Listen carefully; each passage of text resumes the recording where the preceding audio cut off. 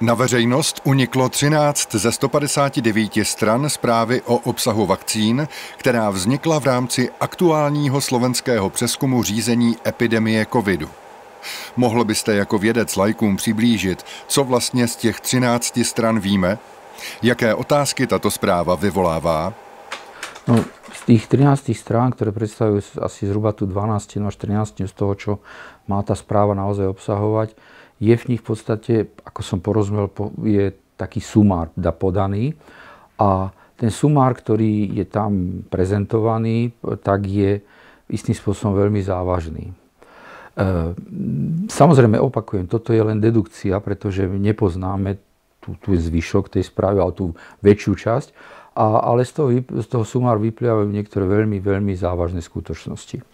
Ak chcete, môžeme to rozobrať neskôr, ale v podstate ide o to, že boli stanovené hodnoty prítomných molekúl, teda DNK alebo DNA, teda budeme hovoriť po anglicky, a RNA, s tým, že tie hodnoty DNA sú pomerne veľmi vysoké. V absolútnych číslach to možno bude znieť tak, že nie až tak, že povedzme v pikogramoch alebo nanogramoch, ktoré sú tam, ale podstatný v tomto prípade je ten pomer, ktorý je tam voči mRNA ako takej.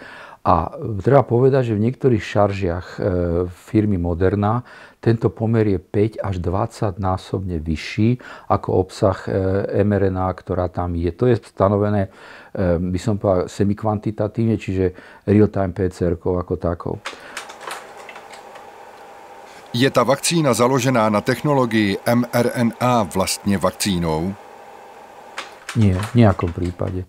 Ide o tzv. Vektorový preparát, teda o prípravky, ktoré, budem hovoriť to, čo štandardne sa používa, čiže jedná sa v tomto prípade od oboch firmy by sa malo jednať teda o firmy mRNA vakcíny, mRNA preparáty presnejšie, ktoré nesplňajú nejaké kritériá, ktoré by mali vakcíny ako také v tom klasickom poňatí spĺňať. Zpráva obsahuje informace o obsahu RNA a DNA v testovaných vakcínách. Co tam dělá DNA a má tam být? No to je jedna z najlepších otázok, ktoré ste môžete položiť. Poprvé, čo tam robí tá DNA, to nevie nikto.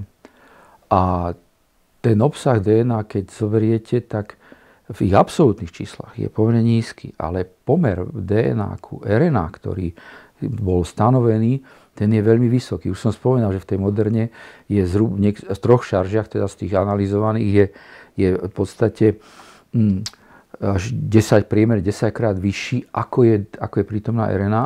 A v tých ďalších šaržiach je ten pomer taký veľmi zvláštny. Inými slovami, keď som to ja mal povedať, tak tie šarže, ktoré boli skúmané od firmy Moderna, sú, tak by som řekl, že každý pes iná ves. Inými slovami, sú výrazne nehomogénne, respektíve skáču od vzorky ku vzorke.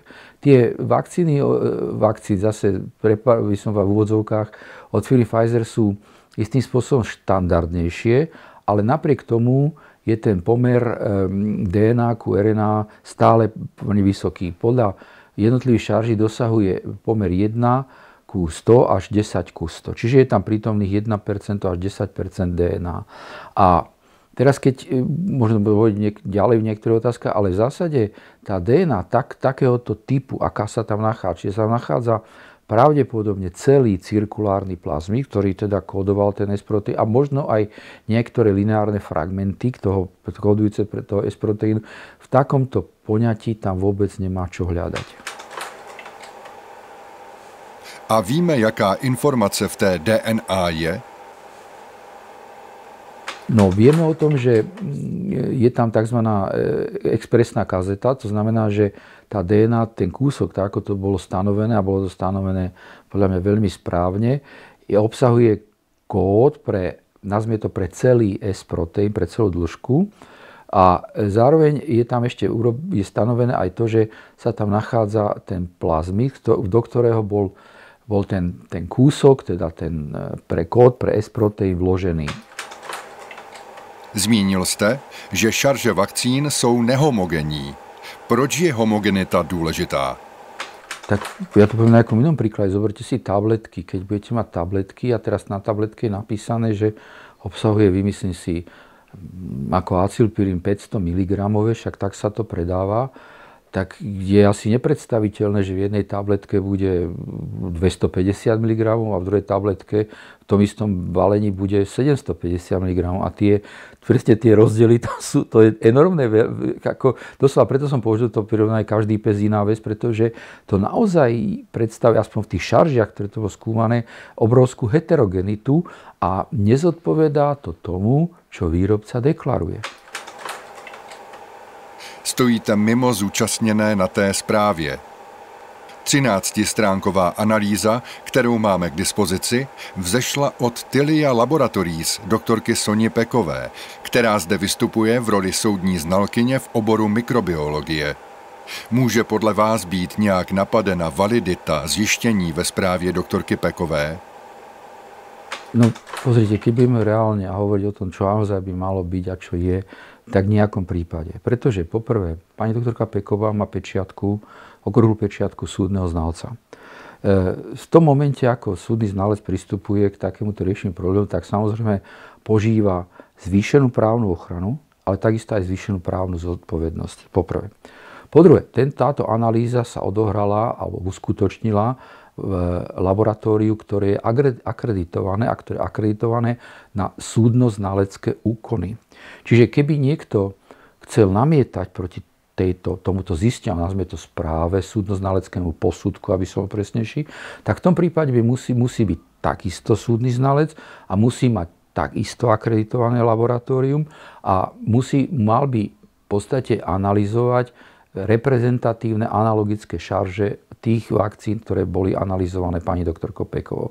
Čiže akékoľvek, by som povedal, reči okolo toho, že to tam, blá, blá, sú nemiestne a tí ľudia buď nevedia, o čom píšu, alebo to píšu na schvál tak, aby to celé spochybnili. Jak hodnotíte snahu vyšetřit problémy doby covidové od poslance Kotlára? Je efektivní a upřímná? Treba to rozdeliť, aspoň moju odpoveď by som rozdelil na dve časti. Poprvé, ja osobne, obrazne povedané, sandále pána poslanca alebo pána splnomocnenca nenosím. Čiže jeho osobný prístup k tomu hodnotiť nechcem ani nebudem. Ja by som sa pristavil k môjmu faktickému a faktografickému názoru, pretože ak niekto chcel, aby mal vyšetriť pandémiu na Slovensku, tak tá má isté špecifika.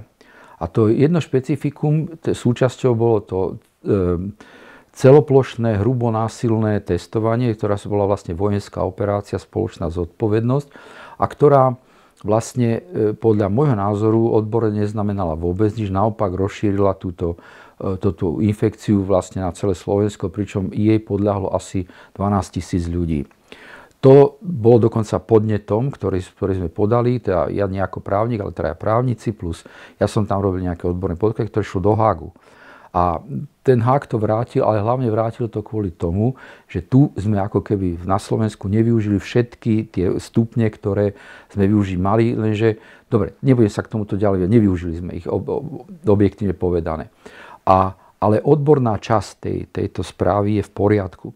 A táto časť, ktorá už doslova je pripravená na tácke a je na trestné stíhanie, ale respektíve pre orgány činné v trestnom konaní, tak tej sa nikto, pokiaľ viem, nevenuje. To je to špecifikum Slovenska ako také. Čiže opakujem, vojenská operácia uskutočnená pod hrubým nátlakom, organizovanou skupinou a tak ďalej. Čiže zločin voči ľudskosti. Tá druhá časť sa netýka len Slovenska, týka sa aj Slovenska. To hovoríme o tých vakcinovaní alebo to, čo sa udialo. A tam je mne osobne ako faktograficky chýbajú dve veci minimálne. Prvá vec je taká, že to všetko sa deje ako keby v lete na saniach. Viete, je v podstate rok a pol od volieb na Slovensku a to ustanovenie bolo uskutočnené a keby som rozdelenie vyšetrovacích a takýchto kompetencií.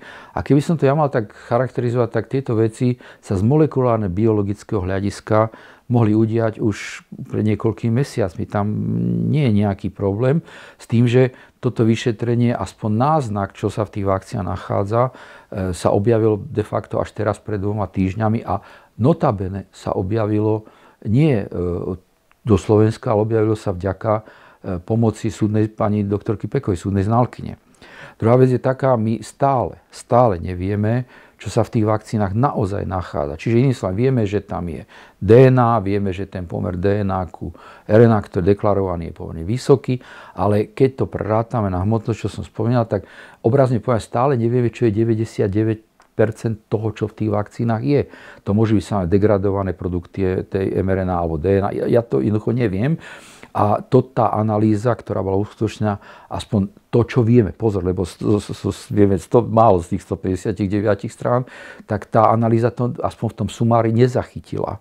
A ešte jedna vec bude potrebná, treba zistiť naozaj, a to bude tzv. Písmenka. Čiže my by sme sa mali vlastne dozvieť, čo v tých vakcínach je, aká je sekvencia tých prítomných nukleotidov, respektíve tých RNA alebo DNA, ktoré sú tam prítomné. A naviac ešte teraz sa opýtať, čo je tých 99% toho, čo tam, aspoň podľa deklarácií firmy Pfizer sa nachádza. To nevieme. Na svém blogu jste publikoval článek, v němž se zaobíráte tím, jakým způsobem může docházet k přepisu lidské DNA. Jaký je aktuální stav vědeckého poznání o tom, zda RNA z vakcín může vyvolat změny DNA? Pozrite, ono to je tak, že to nie je súčasný. Skúsim to vysvetliť tak v kocke. Keď tieto preparáty, či už sú to DNA alebo mRNA, podľa toho, ktorá to firma robila, tak oni boli dizajnované na to, aby vstúpili do bunky. Ostali istý obal lipozomálny alebo lipidický a priamo vstupujú do bunky, kde by mali sa prepísať na S-proteín, akokoľvek, či už mRNA, alebo teda DNA cez mRNA a potom do bielkoviny, a ktorý má vystúpiť z tej bunky a ktorý má navodiť imunitnú odpoveď u toho očkovaného jedinca.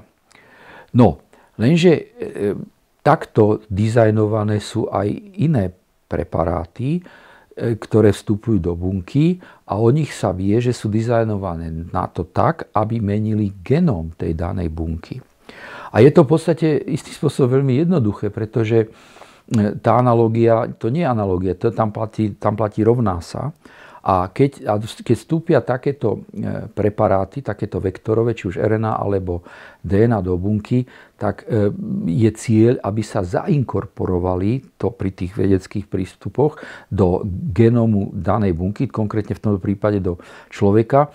A deje sa to v podstate u buniek, ktoré sa delia. A keď tieto bunky sa delia, tak sa im porušuje, nazvime to, jadrová membrána. Ona sa tak trošku tak rozvykle a vždycky bola tá námietka, ako to vlastne do toho jadra vstúpi, ako sa prepíše. No, vstúpi to tak, že vstúpi počas delenia tej bunky, práve preto sa to dokáže zainkorporovať a potom sa to do tej DNA a príde zainkorporovať. Dokonca sú práce, ktoré nie sú až tak veľmi mladé, oni sú staré 2-3 roky a kde ukazujú, ako sa toto vlastne deje a jednoznačne vyplýva z toho, že všetky tieto preparáty, nazvime ich tak, nukleových kyselín, sú schopné sa zainkorporovať do genómu človeka a o tom nie je to vlastne nejakých pochyb.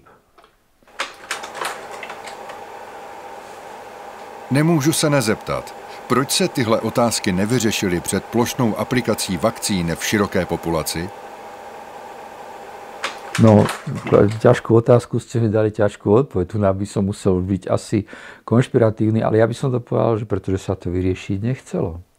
Ja som opakovane upozorňoval, že nevieme, čo tá vakcína urobí. Ja som nikdy nenapísal, alebo nikdy nepovedal, že bude spôsobovať tie, nazvime v úvodzovkách, turborakoviny, alebo že bude spôsobovať autoimunné ochorenia, alebo zápaly srdcového svalu, alebo embolie. Ja som im povedal, že pozor, ten preparát, alebo tie preparáty nikdy neboli odskúšané. Odpoveď bola, že vyvíjali sa 20 rokov. No iste, pozor. Jedna vec je vývoj mRNA alebo akejsi technológie, A iné je skúšanie na biologických objektoch. A táto vakcína jednoznačne, opakujem, vakcína v odzovkách nebola nikdy vyskúšaná a ak si spomína tak, ako by mala, a v podstate, ak si pozriete, tak sa podmienečne schvaľovala a tak vstupovala, nazvime to ako experimentálna vakcína do toho celého cyklu. A teraz, keď to vezmeme, tak rozmeníme v podstate ešte viac na drobné, tak niekto, kto sa tomu rozumel a kto sa tým zaoberal, tak mal v podstate už v tom čase, ja nemyslím, že my, ale tí dizajneri zdvihnuli kontrolný a varovný prst. Pozor, však my vlastne robíme to isté, čo robíte vy výskumníci v labákoch, keď transfekujete tie bunky. Však my používame také isté preparáty, také isté zloženie prakticky na to, aby sme to do tých buniek dostali, aby to tam ten S-proteín produkovalo. My používame toto a vy používate veľmi podobne na svoje experimenty analogické toto. Však konec koncov aj ja som transfekoval bunky, čiže trošičku niečo o tom viem. Jak rizikový je pro zúčastněné proces zkoumání dnešní mRNA technologie vakcín? Farmaceutické firmy se několikrát nechaly slyšet, že je to jejich know-how a že nechtějí sdílet obsah vakcín s veřejností. Přitom jde o zdraví lidí. Vy môžete mať akékoľvek know-how a v podstate, keď idete niečo pchať do ľudí, tak v podstate isté kontrolné mechanizmy, čiže kontrolní úrady mali presne vedieť, čo sa v tom nachádza. A ak sa nesplňajú tie kritéria a ako sa ukazuje, nie sú splnené, tak by sa okamžite tento daný proces mal zastaviť. Čiže hovoriť o tom, že to je naše know-how a my tam vám nepovieme, no dobré, a však to idete pchať do ľudí. Už ani do zvierat by ste to nenapchali, nie že ešte do ľudí. A vy sa teraz všetci tu tvárite urazenie, že niekto chce kontrolovať to, čo ste tu páchali a to, čo ste tu robili roky rokúce a s tými následkami, ktoré teraz síce neoficiálne, ale okolo seba vidíme? No, to snad ne. Selhal Šúkl? Měl zkontrolovat, co je ve vakcínách, které jdou na trh? No, pozrite, ak teraz rozoberieme Šúkl, tak je to štátny ústav pre kontrolu liečiv. To už povedal vlastne všetko. Tam už nie je to o čom diskutovať. Ak sa bude Šúkl vyhovárať, že on nemá labáky, tak potom sa treba opýtať, na čo je Šúkl. Inými slovami, ak teda už pri prvých náznakoch, to, čo boli tie prvé nežiaduce účinky a náhle úmrtia, už ešte v roku 2021, tak Šúkl mal pozastaviť, to má na to právomoci a začať nariadiť analýzu tých vakcín. To je úplne jedno, či to Európska lieková agentúra schváli alebo neschváli. Však my sme samostatný štát, máme teda Šúkl, ktorý teda má splňať tú funkciu a má to nariadiť pozastaviť, až kým sa nezistí, že to je, nazvime to bezpečné, respektíve, že čo tam je vlastne deklarované. Čiže slovami bude názov Šúkl eufemizmus, alebo v tom prípade sa na to celé vykašlíme a Šúkl ani nepoužívajme na riešenie akýchsi daných problémov.